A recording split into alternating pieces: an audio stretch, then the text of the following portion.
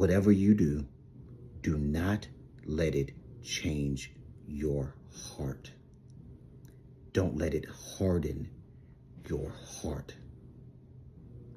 As long as I have lived and as much as I've seen and experienced, the one thing that I have found to always be true is that the tables always turn.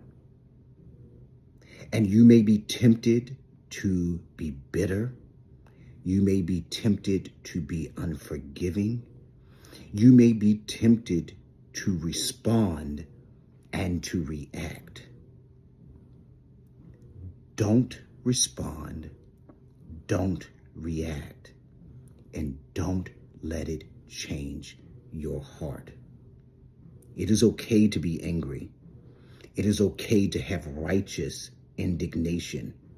It is okay to confirm your feelings about what has happened and what is happening, but don't let it change your heart. Keep your heart pure. In spite of and regardless to come what may, keep your heart pure.